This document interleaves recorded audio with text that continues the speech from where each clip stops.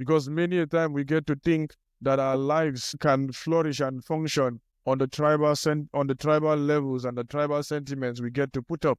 But I can tell you for free, it doesn't last for long. It doesn't go on for a very long time before things come crashing and before things come falling apart. It doesn't go far for a very long time before we break apart and we break into our separate ways and we break into our separate shells. It doesn't take so long.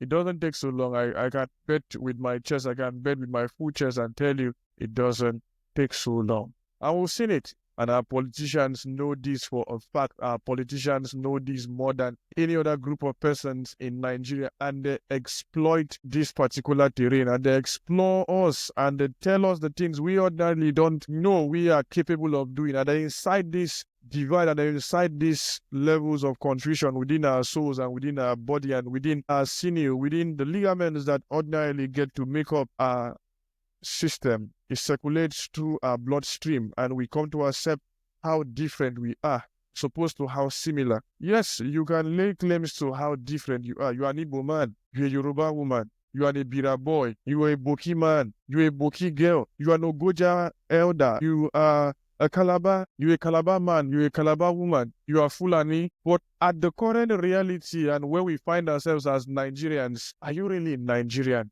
Are you really Nigerian? And how can you really function as a Nigerian when you've not even come to accept your current reality?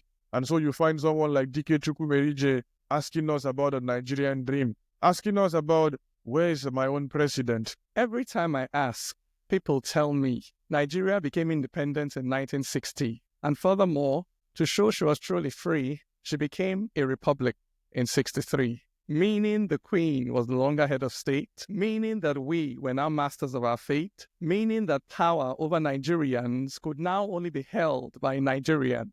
It was why we sang and danced in the night, why we lit fires that burned through the night, why we chose a flag colored in freedom, for now we would be kings in this our kingdom.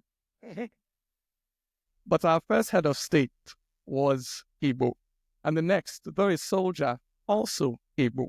Then Angas ruled, followed by Hausa, and then came the turn of Yoruba. Then Hausa came back for a term cut short.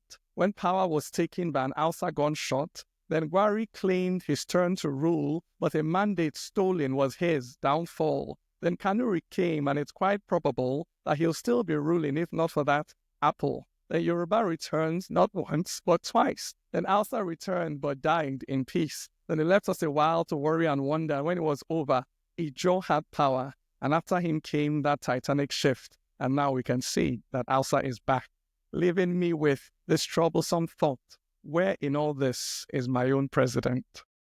Asking us questions we ordinarily cannot answer. For where I was born is not where I'm from, and where I'm from is not my home. So when the tribes gather, I often wonder, who will I fight when you're both my brothers? Nobody asked when we were children. Before we play, are you a Muslim? We share this space that nobody claimed, but now you ask me to choose a side. When we were students, nobody asked if North and South could share a desk, if East and West could study together, but now you tell me that I'm a stranger. Stranger, yes, to these ways of thinking that tribe is everything. The Niger and Benue, they meet in my hand. I'm not an indigent, but this is my land. And this is my language, I speak nothing else. My home is here, I know nothing else. My tribe is my nation, I am nothing else, and this is my country, I have nowhere else.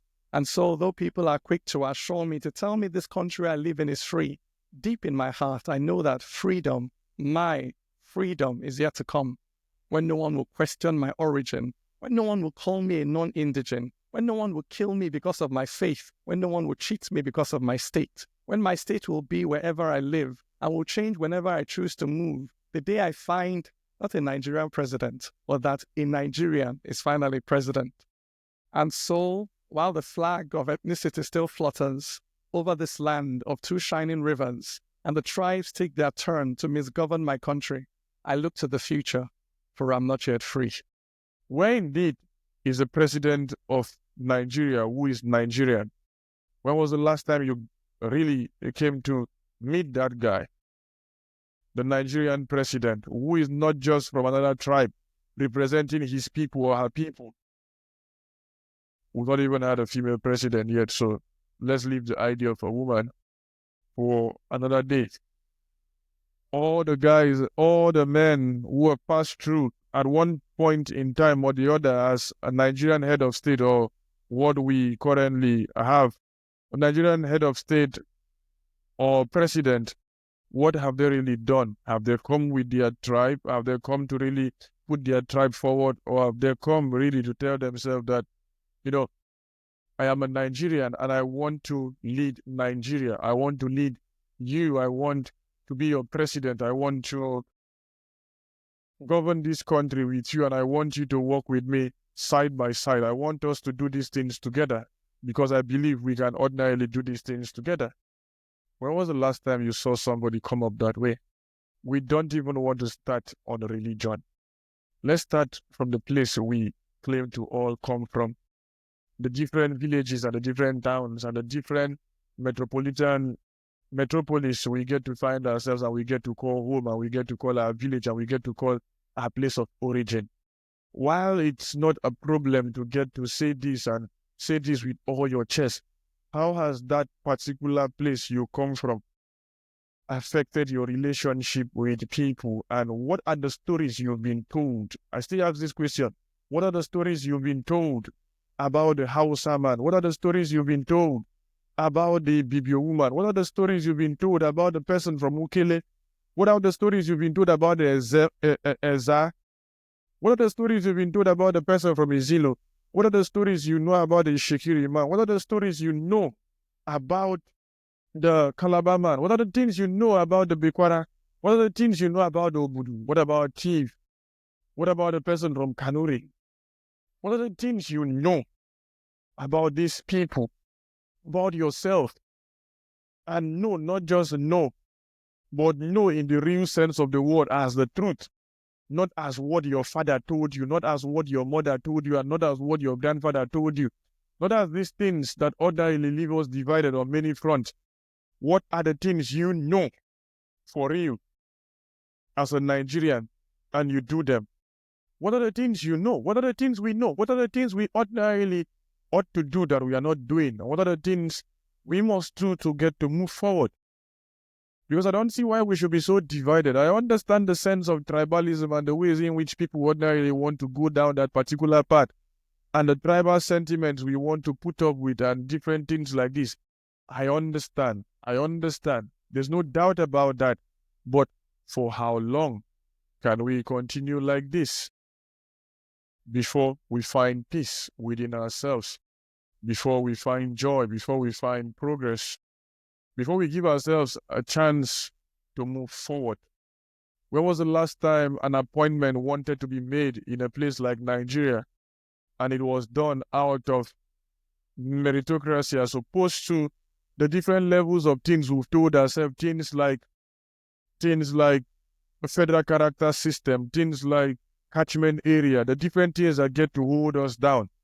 I'm not saying we shouldn't consider the prospect of people who ordinarily come from places of no privilege. I'm not saying we shouldn't consider that when we are granting admission, but why do we even want to do that when ordinarily we can fix the problem? Why will catchment area be so important if the nation ordinarily gets to bring about a teaching curriculum that see to it that all children and all students and all those who are willing to learn one thing or the other come to learn what they ordinarily are supposed to learn, as opposed to depriving them one way or the other from one thing or the other? What are the ways we ordinarily want to go that we at the moment are not doing? What are the ways in which we ordinarily should go and move with our life that we are not doing at the moment, and how should we go about that? As opposed to the current crop of ways in which we just want to do things and we just want to live life and we just think, it's all going to be fine here. And sometimes if you even check the stories you've been told critically, and if you check them very on close range, you come to realize that probably the person that told you this story, be it your father or your mother, your brother or your sister, your uncle or your auntie, or even the story your community comes to, there'll be levels of bias down there. There'll be levels of wanting to, tell ourselves things that we ordinarily shouldn't be even telling ourselves in the 21st century.